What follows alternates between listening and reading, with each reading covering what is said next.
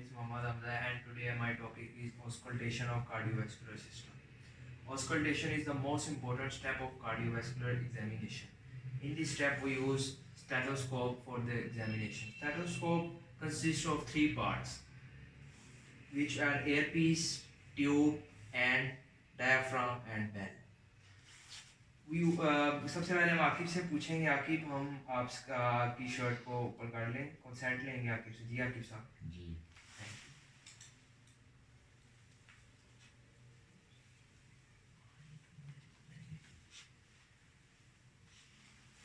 इसकी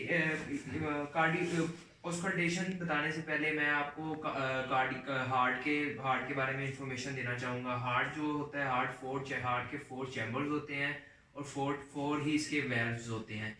वेल्व्स जो होते हैं, इसका एक होता है एयोटिक वेल्व, एक होता है पल्मोनरी वेल्व, एक होता है इसका ट्राइकस्पिड वेल्व, एक होता है माइट्रल वेल्व जिसे हम बाइकस्पिड वेल्व भी कहते हैं। इसकी पोजीशनिंग इस तरह से होती है कि जो होता है ना इसके लिए एक निमोनिक है। All physicians take money. All mean aortic, physician mean pulmonary valve and take mean tricuspid and many means mitral valve। इसकी पोजीशन इस तरह से हम एग्जामिन करेंगे कि जो होगी ना second intercostal space, left side right side की सेकंड इंटरकोस्टल स्पेस जो होगी उस पे आएगा एयोटिक वेल्व, उसकी लेफ्ट साइड पे, और उसकी राइट साइड पे आएगा पल्मोनरी वेल्व। पल्मोनरी वेल्व के नीचे हम थोड़ा सा आ जाएं तो उसके नीचे आएगा ट्राइकस्पिड वेल्व, और ट्राइकस्पिड की लेफ्ट साइड पे हम आएंगे तो वहाँ पे आएगा माइट्रल वेल्व जिसे बाइकस्पिड वेल्व कहते हैं। इसको जब हम चेक करने लगेंगे स्टेथोस्कोप से, हम इसको चेक करेंगे। इसके लिए हम इसको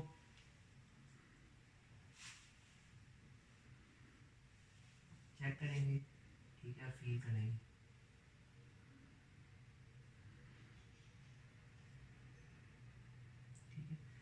और इसको हम पोजीशन में फील कर करके साउंड को हम इसको जो है ना चेक करेंगे। साउंड को हम चेक करेंगे। जो साउंड्स होती हैं, हार्ट साउंड्स दो किस्म की नॉर्मल हार्ट साउंड होती हैं। एक होती है S1, एक होती है S2।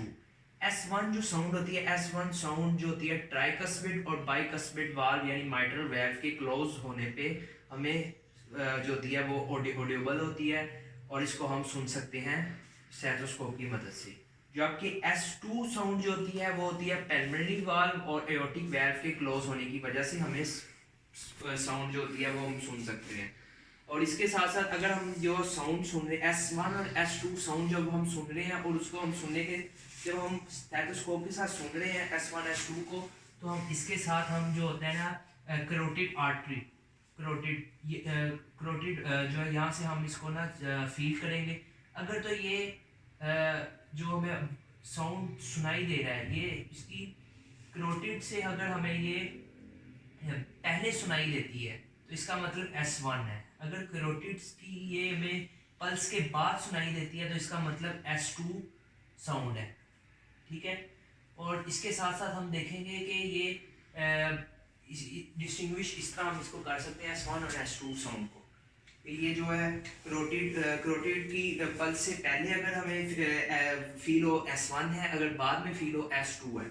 इसके साथ साथ एबनॉर्मल साउंड्स भी होती हैं। एबनॉर्मल साउंड में S3 आती है, S4 आती है। S3 एबनॉर्मल साउंड लो पिच्ड होती है और ये जो होती है ये एंड ऑफ द अर्ली डायासिस्टोल में ये हमें फील होती है।